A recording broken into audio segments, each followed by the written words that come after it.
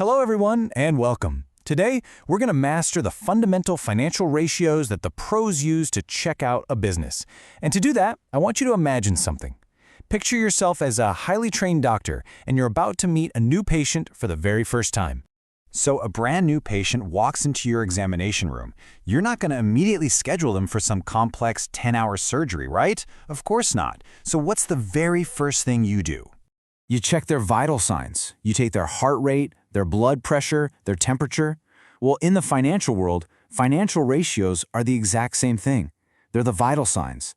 They let analysts get a quick, accurate diagnosis of a business's health.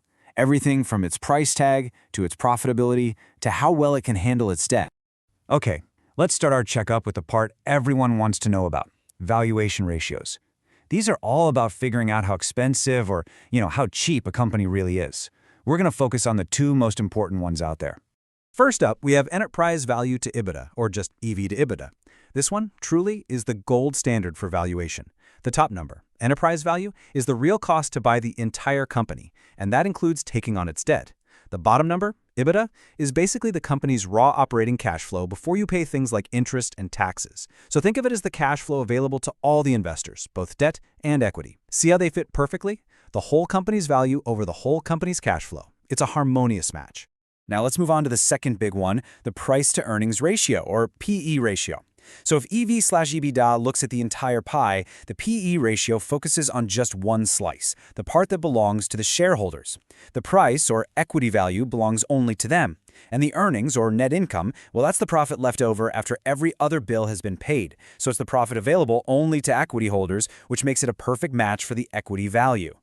So why is EV/EBITDA so important, especially in things like mergers and acquisitions?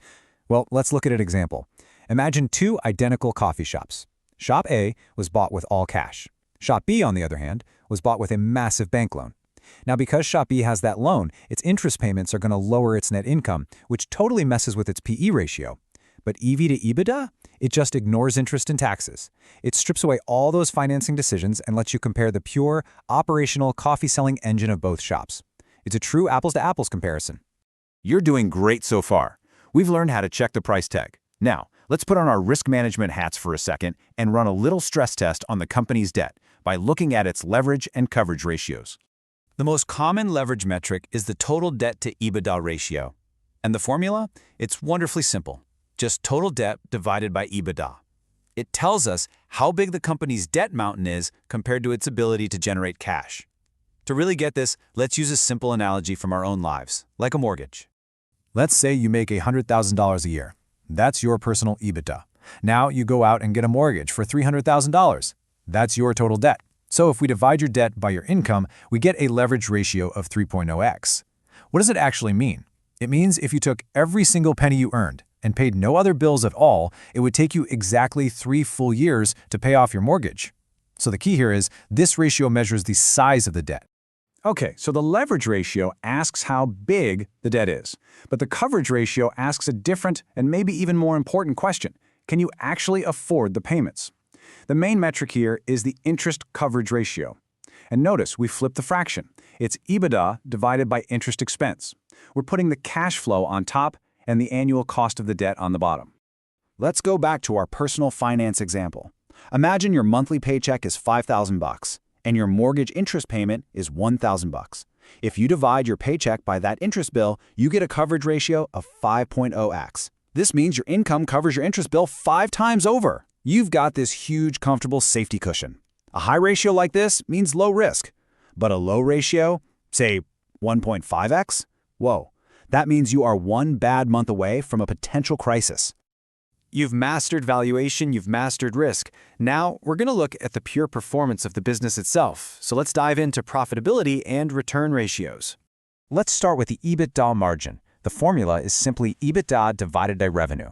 And this ratio answers a brilliant, simple question. Out of every single dollar that comes in the door, how many pennies are left over as operating profit after paying for everything you need to run the business? And this ratio is so powerful because it levels the playing field. It lets you compare companies of any size. For example, you could have a tiny lemonade stand that makes $100 in revenue and $20 in EBITDA. Its margin is 20%. Now, look at a global beverage company that makes $10 billion in revenue and $2 billion in EBITDA. Guess what? their margin is also exactly 20%.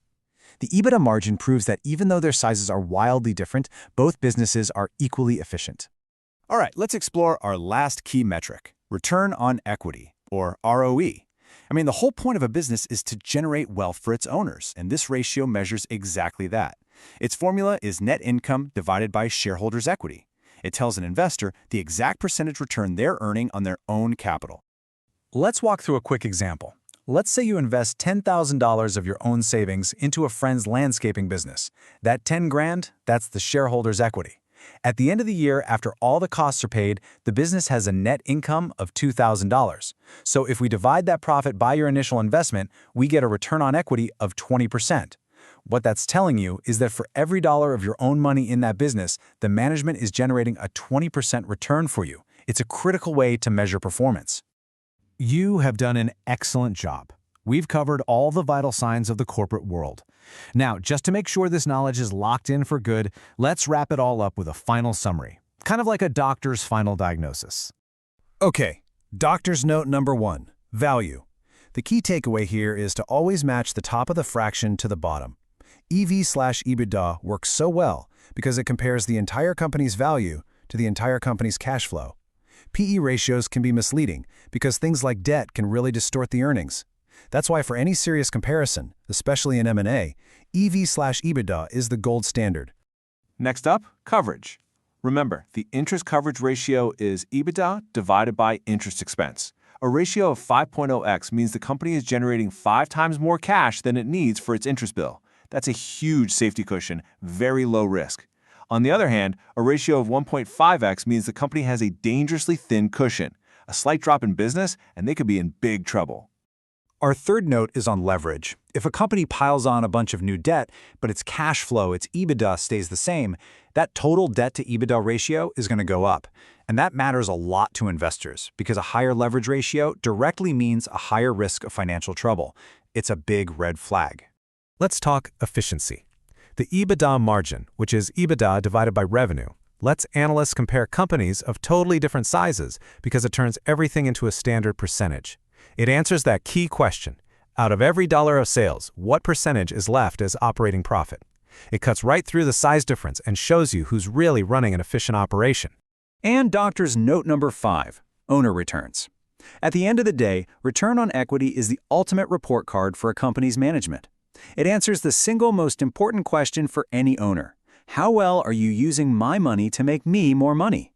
A high ROE shows that the business is a powerful wealth creation machine. And there you have it. You've successfully gone through the most critical financial and valuation ratios. You now have the ability to diagnose the vital signs of any business in the world. Thanks so much for joining me today, and I look forward to seeing you apply this powerful new knowledge with absolute confidence.